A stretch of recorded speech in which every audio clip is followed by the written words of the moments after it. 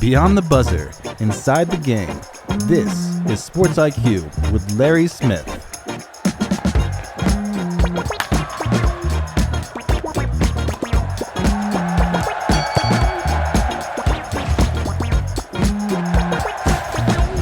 Wednesday, November 12th. Hey, it's a SportsIQ. I'm Larry Smith. Glad you're here with us here. Another fantastic day. Hopefully you're having a good day. I am. Let's make it good together, shall we?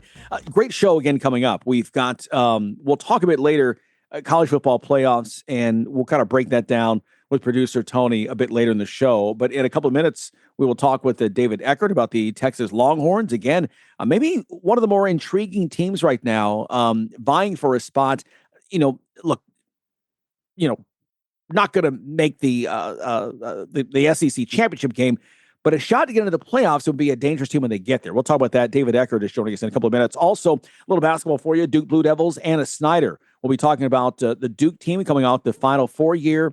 John Shire, again, I say again, because it needs to be said, first ever Mike Krzyzewski assistant to make the Final Four. And that's huge because Coach K had so many guys, assistants, who not just coached, but would leave his bench to like major Power 5 schools, Stanford and Marquette and Seton Hall and Northwestern. And Shire, the first one to do it there, replacing him at Duke. So anyway, Duke, we'll talk about them, life after Cooper Flagg, and now the Boozer twins, et cetera. We'll get that conversation as they look to a pretty daunting schedule here in the non-conference. Lots to talk about on the way. We'll talk a little WNBA as well and some women's basketball news. But let's start, though, with our headline segment let's go to the NBA. We mentioned yesterday when we recorded our show about Nico Harrison, the GM of the Dallas Mavericks, and the booing that was going on. And we asked, how long do they hang on? Well, literally within hours, he was gone, right? So the fans chanting for the team to fire Nico, and the ownership did just that. Patrick Dumont said in a statement that, quote, no one associated with the Mavericks organization is happy with the start of what we all believe will be a promising season. You have high expectations for the Mavericks, and I share them with you. When the results don't meet expectations, it's my responsibility to act, end quote. Dallas off to the same poor start they had last year. Remember, this is a team that's a couple years removed from an NBA Finals appearance, right? But the discontent began when he trades Luka Doncic to the Lakers in exchange for Anthony Davis. Luka's clearly about to begin a decade run out there in the glitz in LA. Meanwhile, Dallas, they have Cooper Flagg, number 1 overall pick. They'll rebuild, but it won't be Harrison doing the building. Meanwhile, the Thunder go to 11-1 on the season. They beat the Warriors 126-102. SGA, 28 points. Chet Holmgren, who was a perfect 9 of 9 from the floor, couple of threes, 3 for 3 from the line as well. He had 23 points. Nuggets have won 5 straight, beating the Kings 122-108. Nikola Jokic, impressive again, 35 points, 15 boards for the winners. Philly over the Celtics 102-100 on a follow shot by Kelly Oubre with 8.7 left. Tyrese Maxey led the winners with 21 points. CFP rankings are out. The top 5 is the same. Ohio State, Indiana, Texas A&M, Alabama, and Georgia 1 through 5. And again, we'll break that down a bit later on. Texas Tech, the big mover, climbing to number 6 after giving BYU their first loss of the year. And now they are in the driver's seat in the Big 12. Managers of the year announced in Major League Baseball. The voters decided to play it again, Sam. The Brewers, Patrick Murphy in the National League. Cleveland, Stephen Vogt in the AL becoming back-to-back Manager of the Year winners. Meanwhile, in the NFL, Travis Hunter, the rookie, former Heisman Trophy winner, headed to the injured reserve. His first season with the Jaguars is over after tearing the LCL in his knee. The team says he should be able to resume football activities in 6 months. So he is done. Tough first year for Hunter. Elliot Cadeau, meanwhile, college basketball, scoring 17 points, including the go-ahead free throw with 13.8 seconds left in overtime. Nate Cummings missed a shot in the lane just before the buzzer that allowed number 6 Michigan to hold off Wake Forest 85-84 on Tuesday. This game being played at Little Caesars Arena there in Detroit. It was called the Wolverine Deacon Classic. They played it had a big, huge logo, everything. They play make this a yearly thing. Like, you play at our place, we'll play at your place next year. I mean, the non-conference, matchups in neutral sites are fantastic. Just never seen them name it after their teams. Never seen that before.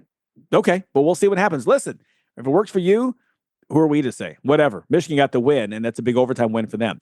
Florida, the defending champions, holding off in-state rival Florida State 78-76. Thomas Hall, 20 points, 13 rebounds. Former Arkansas star Boogie Flan added 18. Elsewhere in college basketball, Battle of the Bluegrass, it goes to Louisville. The freshman, Michael Brown Jr., scored 20 of his 29 points in the first half. Number 12 Cardinals holding on to defeat the 9th-ranked Kentucky Wildcats and hand them their first loss, 96-88. Andrei Stojakovic scored 23 points and blocked a potential tying three-pointer in the final seconds as number 14 Illinois defeating 11th-ranked Texas Tech 81-77 Tuesday night. That was actually in Champaign, not a neutral site. Kylan Boswell, 22 points for Illinois, and three players, David Merkovich, Keaton Wagler, and Zvonimir Ivisic, each scored 11 for the Fighting Illini. They go to 3-0, even though they let a 13-point halftime lead slip away before rallying to win. How about the All-American JT Toppin for Texas Tech? 35 points, the most he has scored in a college game in regulation. He scored 41 in an overtime game last year, but 35 points, 11 rebounds for Texas Tech as the Red Raiders suffer their first loss.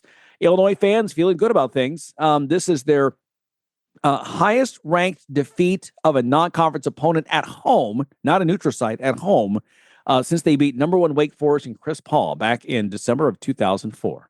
All right, producer Tony has our first guest. Well, Larry, thanks so much. And there is just a huge game coming up in the FCC that everybody is going to be having their eye on. It's number 11 by the playoff rankings, number 11 Texas coming into take on number 5 Georgia. And it is basically kind of an elimination game for Texas at this point of the season. And joining us now is David Eckert. He is the Texas Longhorns beat reporter for the Austin American-Statesman. David, thank you so much for taking time out of your day to speak with us. Yeah, I'm happy to be on. Thanks for having me. So let's dive into the Longhorn season first before we talk about the matchup with Georgia. It's been kind of a crazy roller coaster ride. You get that big, huge win against Oklahoma, and you struggle against, Kentucky and Mississippi State, have to go overtime both times. Then you come back and beat a really good Vandy team to set this matchup up. It's been it's almost like it's been playoff mode since that Oklahoma game for these Longhorns. Yeah, it has, for sure. And they've said that, that Steve Sarkisian has said, hey, we feel like, we've got to win out. And that's the mentality. So, but like you mentioned, I mean, they've just been weird. Like, I really don't feel like I know what they're going to do on any particular week. And they've been, they've played to their competition, really, I think is what's going on. So maybe that bodes well for them this weekend. But yeah, they've been a very, very tough team to wrap your arms around and kind of understand what they're going to do, because it's different every week. Yeah, you never really, you knew Arch Manning's first real start coming against Ohio State in Ohio. That's a tough place to play for anybody, let alone make your first start, right? But then he kind of struggles along the way. How has he been performing the last weeks? Have you kind of seen, because you're with these folks daily and you're watching their games, righted the ship? Seems to be a little more confident in everything that he's doing. Yeah, for sure. He's been more accurate. He's been, more decisive, but really, I mean, to me, the key is they figured something out on their offensive line, and he's not running for his life. I mean, up until 2 weeks ago, he had been the most pressured quarterback in the SEC. He'd just been, it was, like quarterbacks cope with pressure, but it gets to a point where the load is so overwhelming that it's just extremely difficult to get anything done. And they were at that point. But they've made some personnel changes, and in the second half against Mississippi State, really, he was great. And then against Vanderbilt, he was awesome. And so the question is, okay, can they carry that into a game against a team with an elite defense like Georgia? Because, obviously Mississippi State and Vanderbilt are one thing, but does that progress carry over into a game against an elite team? And Georgia, can get after the quarterback. They've shown that throughout Kirby Smart's tenure. This year's no different. They always have guys in that front seven who are, 4 and 5 star kids, just like Texas has on their offensive line. So it should be an interesting matchup to see if they can give Arch that time to make the throws he needs downfield. Yeah, definitely. I mean, Georgia is not, their sack numbers are not what they usually are this year, but they do still affect the quarterback. They have elite linebackers, and it's been really difficult for Texas to cope with blitz packages, a lot of the times this year. If you watch that Kentucky game that we talked about, Kentucky just sent 6, 7, 8 on just about every play, and Texas had no answer for it. And so, can they cope with that if that's the way that Georgia elects to go? We'll see. How much does the running game have to contribute this week? We know from football history, and anybody who is a student of this game, if you can make a team one-dimensional, it's much easier to beat them. So what does the running game have to do against Georgia to carry their half of the load? Yeah, I mean, it has to be productive. I think we're past the point with this Texas running game where you can expect them to be game changing. That's just not what they are. They don't have that super athletic back that's just going to go break off 60 yards and score. That's not what Trey Wisner is. That's not what CJ Baxter is. But they can get chunks for you. And like you mentioned, you need to depend on them to just make those defensive linemen, keep them honest, right? And I think the other thing that Texas has done well recently is they've used the short passing game as a little bit of an extension of that run game. Against Vanderbilt, they opened the game with a 75-yard touchdown on just a basic screen pass to Ryan Wingo. So those two components in terms of just keeping Georgia a little bit honest, I think really have to come into play to give that offensive line some support. Now, you mentioned Wingo, and he is one of probably the more elite playmakers in the country. Coming out of high school, everybody wanted him. Texas got him.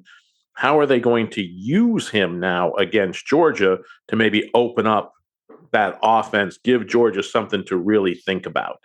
Yeah, I mean, he can make big plays on just about every part of the field, right? We talked about the screen game. He's been really, really good in the screen game the last couple of weeks. But look, he can beat you over the top too. So, really that's, I think Texas's vision for Ryan Wingo this year was a deep threat, right? If you look at the way that they utilized him at the beginning of the year, it was trying to take the top off of defenses.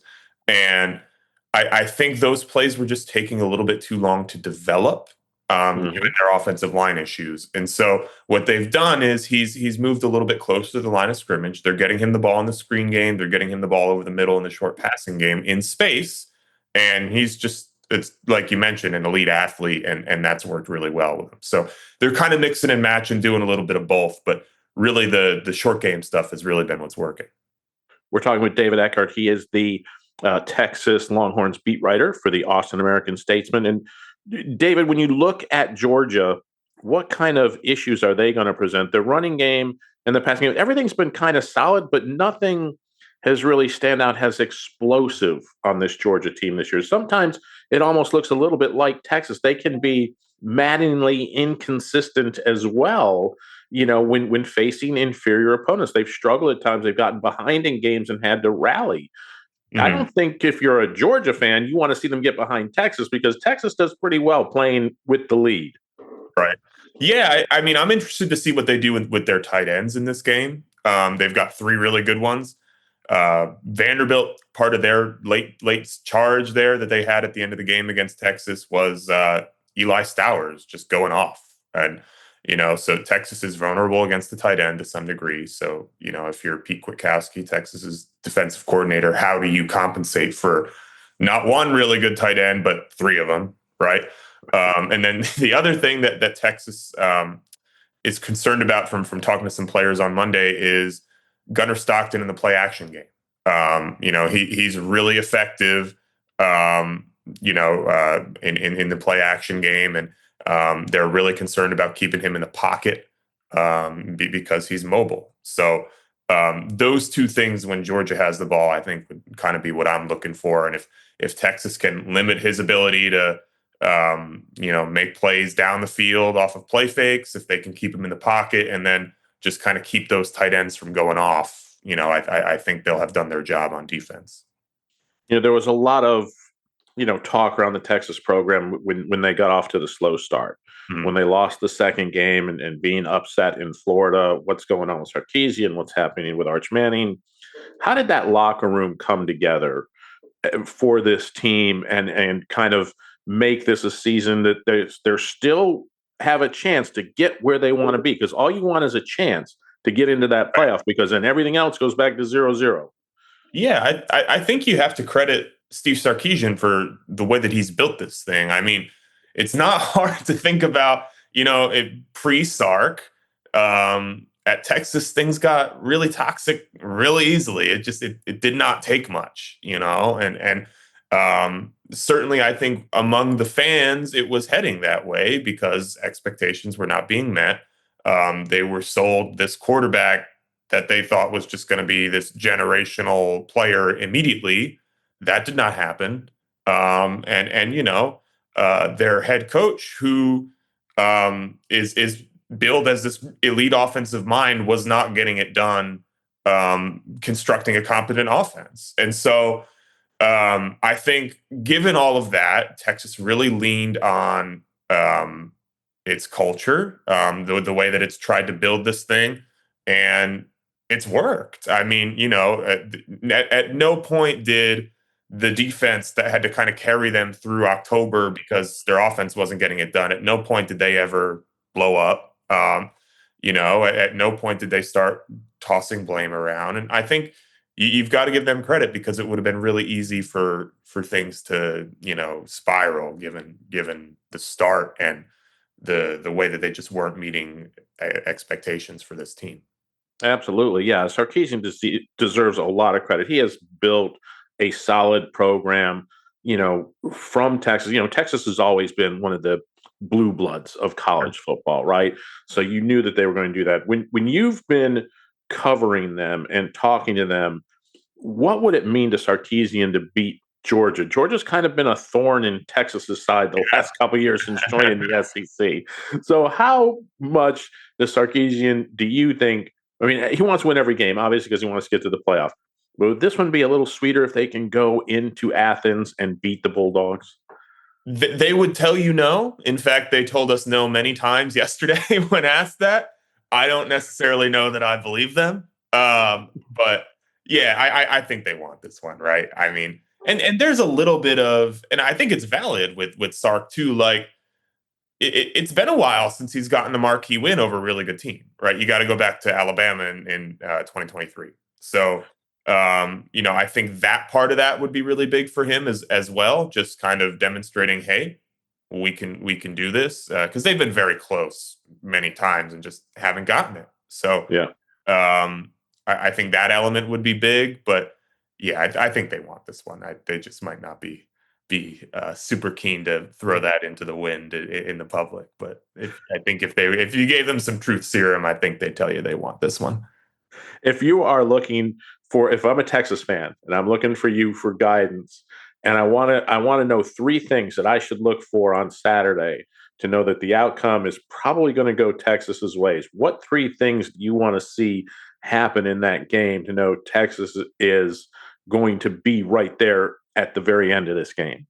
Oh, wow. Okay. I think number one, can't give the ball away. Can't do it.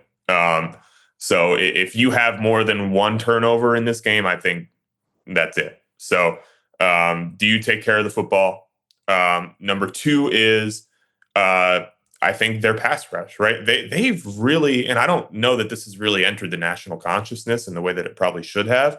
They're tied with Texas A&M actually for most sacks per game, this year. So can you kind of eliminate Gunnar Stockton's mobility, keep him in the pocket, and allow that pass rush to really make an impact? So that's probably number two.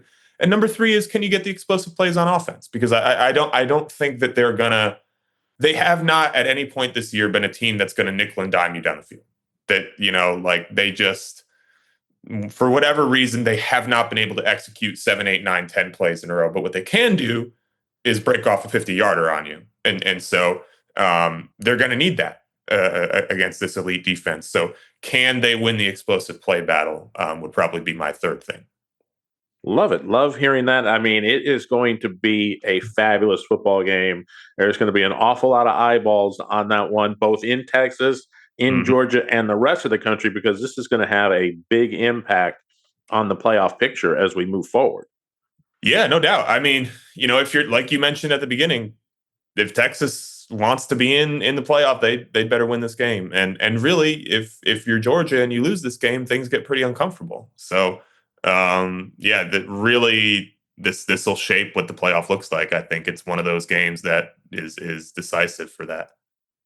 Well, David Eckert, thank you so much for joining us. This is David Eckert. He is the Texas Longhorns beat reporter for the Austin American-Statesman. Appreciate your time today, and we hope you enjoy the game on Saturday. Yeah, thanks for having me. Really appreciate it. We will be right back on the Sports IQ after we take a quick timeout. Hey, airline travelers, let's say you have a problem and you need to change or cancel an existing airline reservation. What do? Well, Skywatch is a free service that can help anyone with any airline reservation fix it. Whether you want to cancel it, change your dates, or add passengers, we can help fix your airline reservations so you get exactly what you need. We've updated our computer database and now have access to every airline around the globe. So now you can make one phone call regardless of who booked your airline tickets, and we'll change it, cancel it, and fix it for you. We know the insider secrets to fixing reservations that the airlines don't want you to know about. So if you need to cancel, change, or modify an existing airline reservation, call Skywatch right now. It's a free call, so let us fix it for you. 800-413-7158. 800-413-7158. 800-413-7158. That's 800-413-7158. You're listening to Sports IQ with Larry Smith. We're going to talk a little college football later on the show in the second half hour with producer Tony. The second iteration of the 2025 college football playoff rankings out last night. And again, no change there at the top, but we expected some change there at the bottom. And we're going to break into that a little more in terms of the 11 teams plus the group of 5 teams right now projected to be in the playoff if it began this weekend. But of course, there are 3 weekends to go. And as we broke down for you yesterday, a lot of changes. There's, basically right now, listen, there are 23 teams in contention right now as we stand. And we broke those down for those 11 spots, not the 12th. 12th's going to the group of 5 that all have 0, 1, or 2 losses. And those are the teams to watch. And we'll talk about that a little bit more here in a moment. Another college football story we did not get to yesterday as we had so much stuff going on. The Brian Kelly story. It's one thing if you want to fire your coach early. God bless you. That's your business. If you got the millions that boosters willing to pay for it, good for you. But boy, LSU just, we've talked about, listen, you break it all down, take off whatever colored sweater you're wearing, sweatshirt, break it down. LSU may be the best job in the business, right? I mean, it's one of, they the great tradition. It's a rabid fan base. You're the only game in the state. You don't have to compete with other teams on Saturday. You are the spot on Saturday, period. They're in Baton Rouge.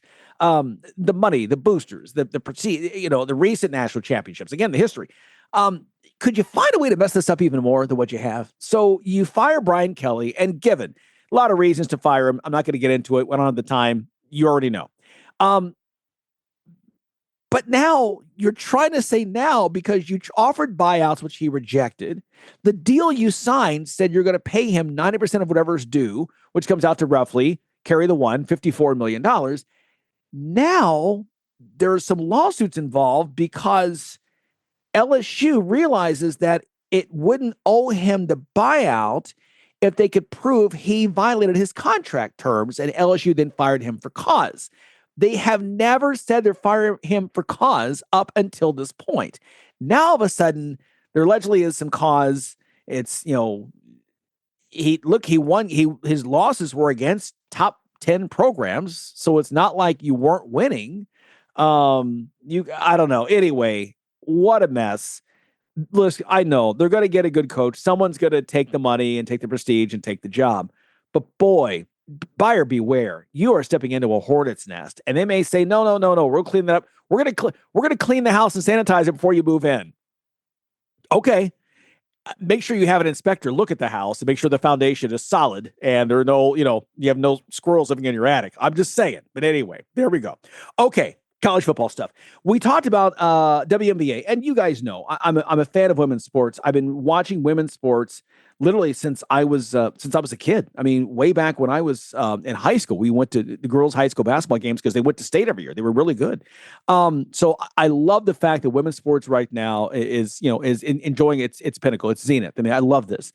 The WNBA. I was there the past couple of years on Ion. As a studio host, take great pride in what we did. So I'm invested in this emotionally. There's no question.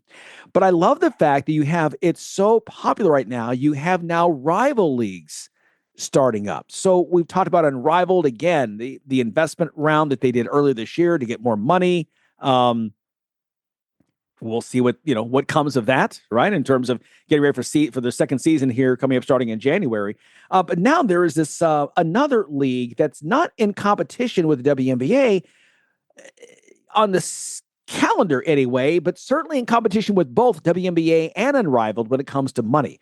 Project B, and this is reading this out of the great reporting on our Front Office Sports, now offering some multi-million-dollar salaries to women's players.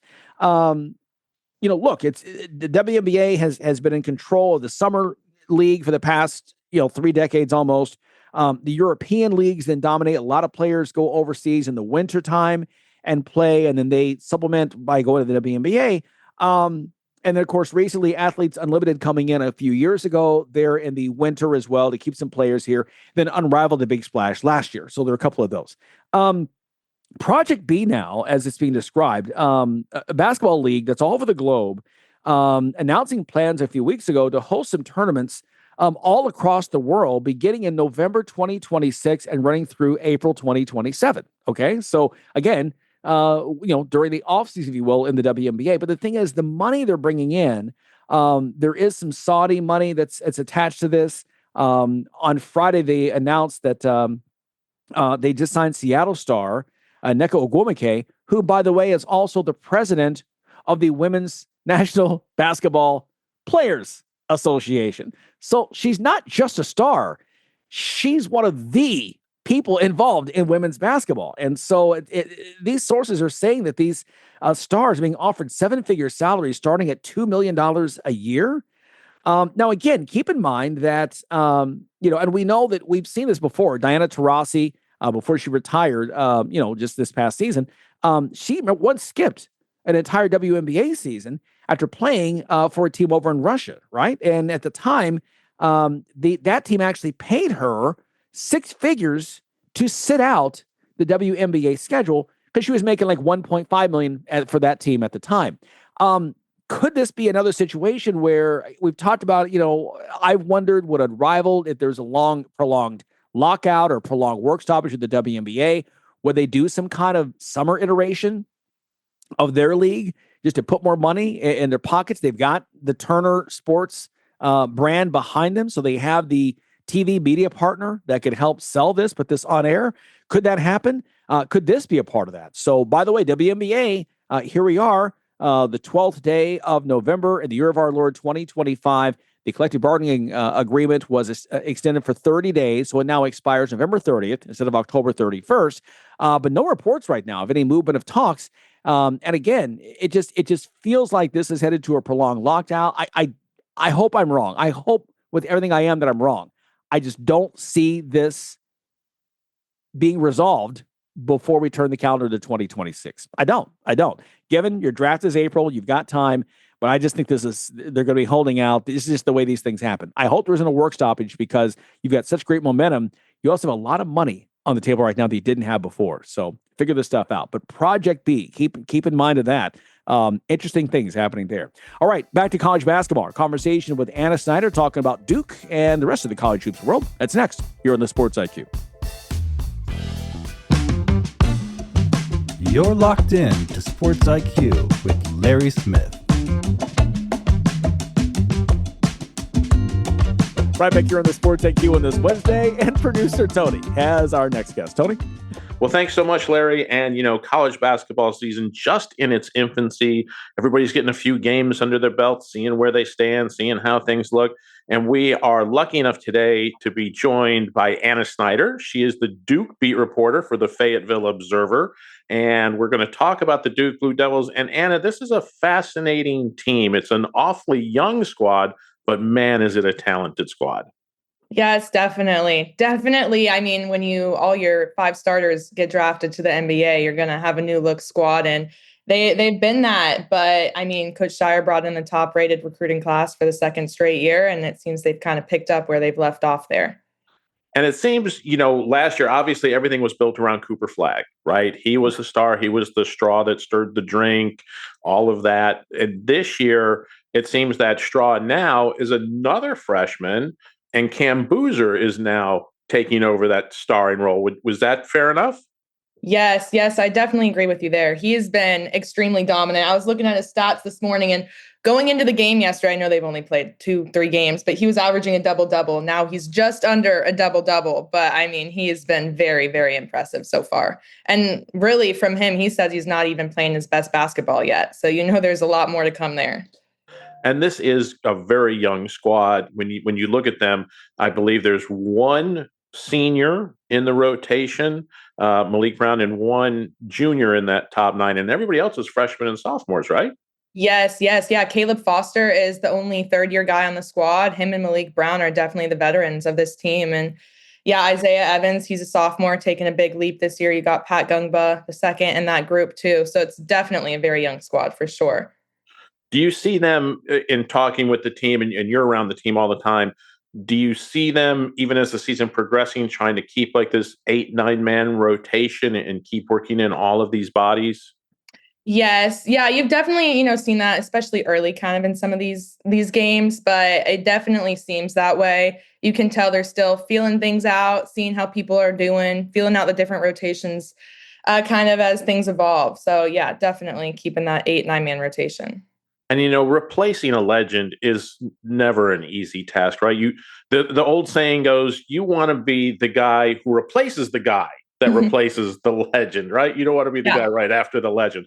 But John Shire has done an amazing job of taking the mantle from Coach K and continuing that ascent of Duke basketball and being that blue blood program that everybody looks up to. 100%. I was listening. I wasn't able to be in West Point last night to cover that game, but I was listening to the broadcast, and the broadcasters were saying like it was not easy for Coach Shire to take over. And a lot of people don't really talk about that and what he's done. I mean, he's brought in 2 top-rated recruiting classes back to back. He's really, really good with the recruiting trail. And yeah, I mean, the Duke team really, Final Four last year, they've just been growing in each of their years under Shire. So he's done a great job taking the reins from Coach K. And it's he's kind of old school in his recruiting, right? A lot of guys are more embracing the portal and finding ways. You look at Florida last year, they embraced the portal, added a couple pieces to pieces that they had, and brought a team together that wound up winning the national championship. But Shire is more sticking to that traditional recruiting method. There's not a whole lot of portal activity going on at Duke. Yeah, no, there's definitely not. I want to say off the top of my head, I think there's 3 portal guys that they brought in, but their starting lineup, their main guys off the bench, they've been there through and through. Malik Brown, he did transfer to Duke from Syracuse. I forgot about that. But yeah, a lot of their guys, they committed to Duke out of high school, and they've been at Duke their whole college careers. So it's definitely different to see that, in today's day and age for sure. Watching this team, and I'm sure you go to practices and see them work out and doing their stuff and watching their games. What makes Cam Boozer special at this point?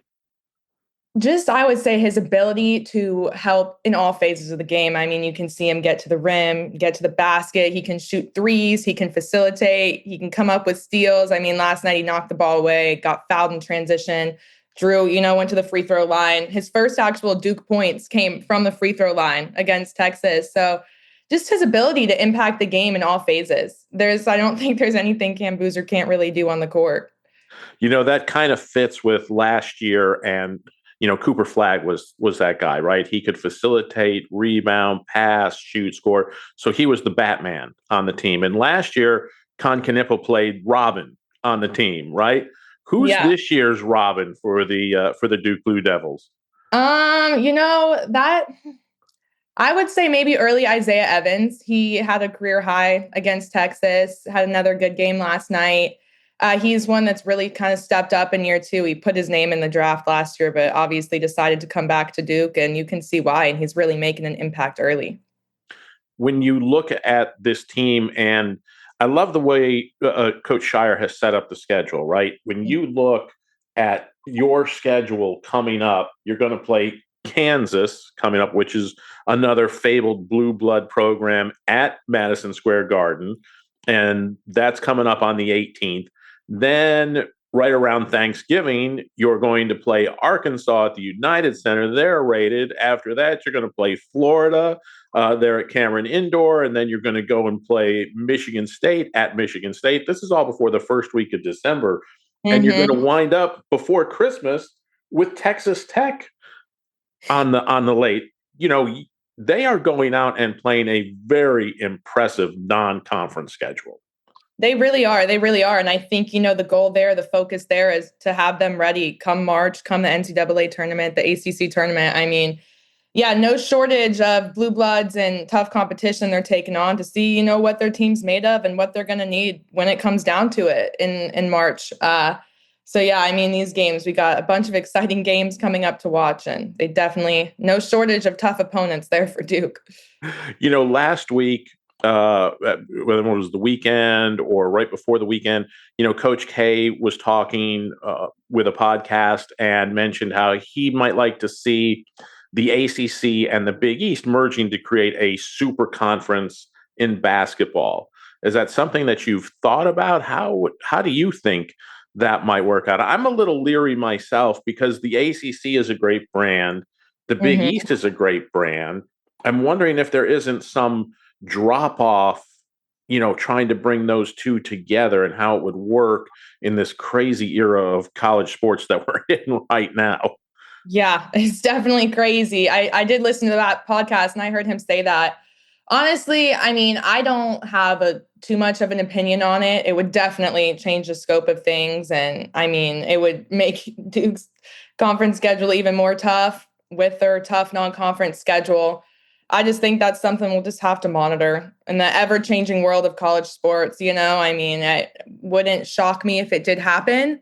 But I guess we'll just have to wait and see down the line. I'd be interested. Coach Shire hasn't spoken on that yet. I'd be interested to hear his thoughts on that as well. I'll have to ask him that coming up. Yeah, that would be an interesting question for him to see what he thinks, because these ACC and obviously Big East coaches would have a lot of input if something like that ever did, come down the pike and they decided to merge these two or talk about merging these two great conferences. Yeah. With that schedule that they've set up, do you think that one of the reasons they set that up, and no knock against the ACC, they've been one of the premier leagues in college basketball for the past 40 years. If you look, I think 7 of the last 10 national championships have either come from the Big East or the ACC. Mm-hmm. But the last few years, with all the great coaches that have left, the ACC, you lost Miami, lost Larinaga. Florida State lost their coach. Boeheim left Syracuse. Coach K leaves Duke. Coach Williams leaves UNC. You've lost this plethora of Hall of Fame coaches, and you've got new blood coming in. But judged by last year's tournament, they didn't get quite as many bids. Is that because there aren't quite as many quality wins to get in the ACC, with some of these teams suffering a little dip with these new coaches? Yeah, there definitely has been a dip. And I know it's still early in the season. So the week 2 polls just came out, but there are only 3 ACC teams in the top 25, which I do think is interesting. When I noticed that, that is tough to say, but I'm sure it does have to do, it's just ever changing and new coaches trying to figure new things out. It's in transfer portal too. And it's so different nowadays. It's just really crazy to see how college sports have changed, and they're just going to continue to change. What makes you a fan of covering college basketball as a writer? Tell me a little bit about Anna. What makes you a fan of covering this sport, and how did you get involved with it? I definitely would say my dad. He is a huge sports guy. Funny enough, all growing up, I always heard, oh, I went to one of Coach K's first basketball camps. And ever since that was just in love. So it really from him, I just kind of took it and ran with it. My parents growing up, they called me the son that my dad never had. Sam and I were always playing horse, and I'd make him play 2K with me on my Wii. And yeah, it's funny enough, I entered college and wanted to do business, but after like a semester, I was like, I'm not built for these accounting classes, this type of stuff. And I switched to journalism, and I realized I really enjoy it. And I think what I love the most about it is getting to tell the kind of behind the scenes stories, what people don't always get to see. So I really love getting to do that. And it's so fun. It's something different to be around every single day.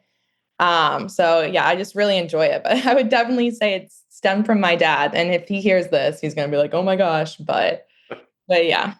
That's awesome. I love hearing that. Tell me a little bit about a story that you found so far from the Duke team that you think a lot of people don't know about, that they should know about one of the players on this squad. I mean, I guess the obvious one is the Boozer brothers. Maybe people don't fully know. I don't want to mess up the facts here, so I don't know if I have it complete, but their older brother, Carmani, have you heard this story with how I forget exactly the type of disease that he had, but Cameron and Caden were like IVF babies, and their bone marrow, I want to say, was used to treat their brother Carmani and heal his disease. And I just think that's a really special story. And obviously them being Carlos Boozer's son as well. But I think that's a really special story. I think there's like an ESPN 30 for 30 on that. I haven't gotten to write on that personally, but I think that's a really special story. That's something I hadn't ever heard before. That would be a very interesting story to see, and how that, really bonded the three of them as brothers, right? Yeah, just that family bond. It's just really sweet. And I can even imagine going to college, playing college basketball with your twin too, at the school your dad went to. That has to be very special as well. Give me something about Duke that you think is going to set this team apart this year and make them a Final Four contender. What do you want to see as they play some of these tough non-conference games? How do you want to see them grow in this situation and become that team that can be a national championship contender? Yes, definitely what we've seen from Duke early is just their defensive ability. Coach Shire said he always kind of preaches defense first, and really seen that. They've really made some of their opponents struggle, and some of the guys they brought in, like Dame Sarr, just his length on the perimeter really helps them there. They're a big shooting team. I would definitely say that. They like to shoot lots of threes, but I definitely think their defense, as they continue to improve with that, I think that can get them very, very far. Awesome. Well, Anna Snyder, thank you so much for taking time out of your day, telling us a little bit about Duke and yourself. We always enjoy hearing about the people we're talking to and getting a little glimpse into their life as well. So really appreciate you stopping by. We will be calling again because this Duke team is going to be an interesting one to watch as we go through this college basketball season. See, I've got football still on the brain. No, I'm the same way. Thank you so much for having me. I'm happy to join anytime. We really appreciate it. Anna Snyder, she's the Duke beat writer for the Fayetteville Observer, and we'll be calling on her again as the college basketball season continues. We're going to take a quick break here. Larry and I will be right back with more of the Sports IQ.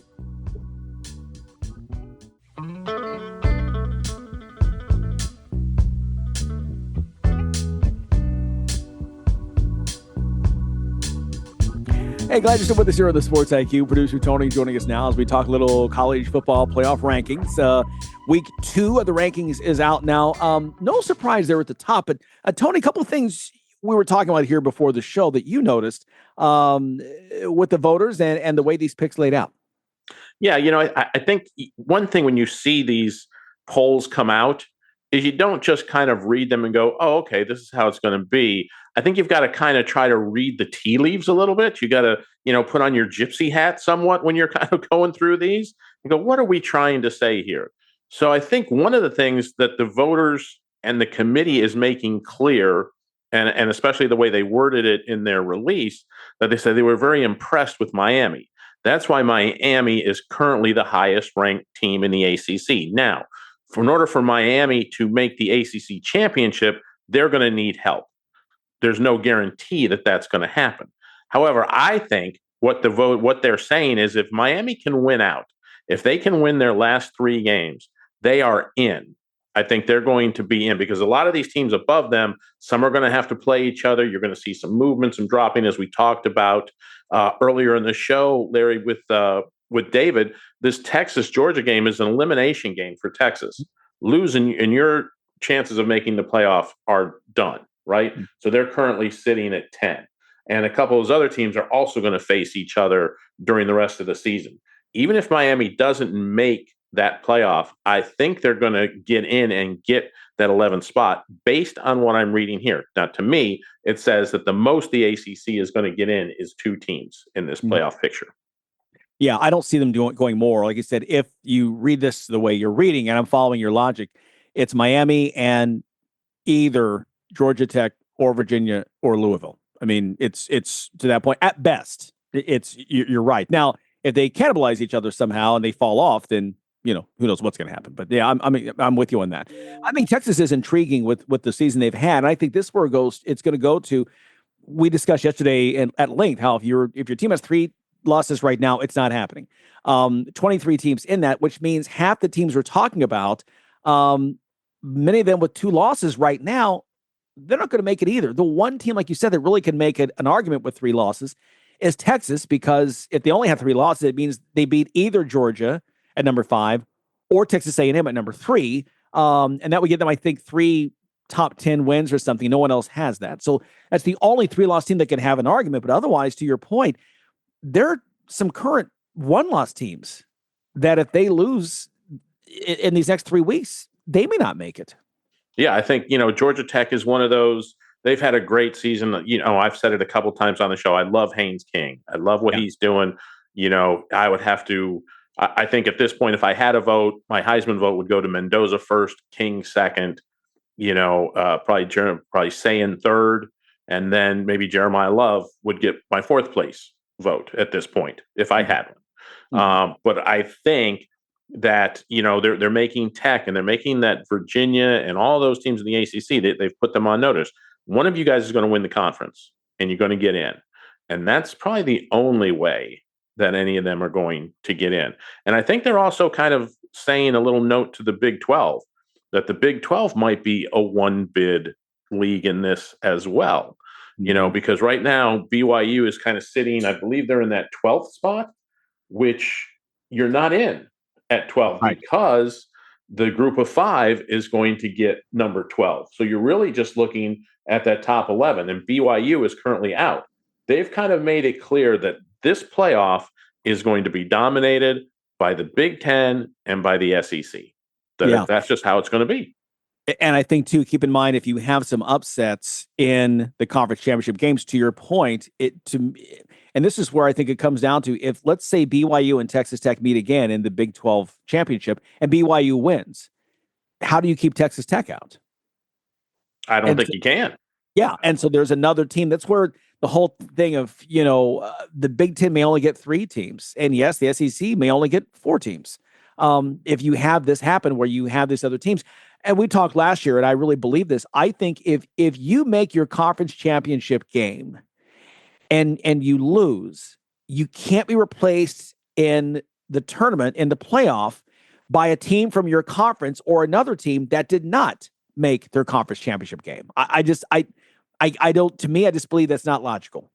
Yeah, I don't see how you jump somebody that didn't play in that championship game over a team that did. Now, the only caveat to me would be as if Team A gets blown out in their conference championship game. If you just look like dog meat, and lose 56-10, well, maybe, but I think that might be the only way.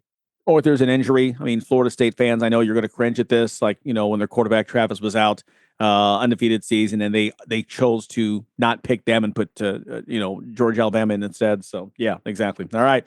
Great conversation for another week. Funny thing is, as our friend Matt Stevens of IlliniGuys.com wrote, it doesn't matter because it's all for conversation. And listen, ESPN just sold an hour's worth of ads to pay for it because they knew we'd be watching. So there you go. All right. Our moment of pause up next. Everything is expensive right now. Gas, food, you name it. you're spending more, you are making the same or less money. So, what do? You rack up credit card debt. That's what you do. It's not your fault. It's the economy. And guess what? If you rack up too much credit card debt like some of us, you can't pay your bills. Then the credit card companies, as nice as they are, start hounding you for money. Then you start your downward spiral. A smart thing for you to do is to call the Zero Debt. They can help you consolidate all your credit card bills into one affordable payment. Millions of people have done it. It works to make you debt-free. Make this free call right now. It costs you nothing to learn more. 800-507-7293. 800-507-7293. 800-507-7293. That's 800-507-7293. Okay, time now for a moment of all. Nothing to do with sports. This one comes from down under, Australia. A 17-year-old teenager finds 3,500 Australian dollars in a wad at a gas station. He could have kept the money, but instead he goes home, researches who it might belong to, and discovers it belonged to a contractor who had dropped it when he stopped to, buy a cup of coffee. Well, the two meet. The contractor, upon learning the kid is saving money for a pickup truck, gives him $1,000 and starts a GoFundMe page to help him raise money for the truck. That fund's now up to $10,000. But the contractor doesn't stop there. He gives the other $2,500 to another GoFundMe to pay for a brain surgery for an advanced cancer patient. How awesome is this story? Moments of awe to finish out our show here on Wednesday. Okay, thanks to our guests, David Eckert stopping by, also Anna Snyder. Appreciate your time. Appreciate you as always. Make it a great Wednesday. We'll see you tomorrow here on the Sports IQ. Thanks for listening to Sports IQ with Larry Smith, Monday through Friday. Continue the conversation at SportsIQ LS. We'll see you next time.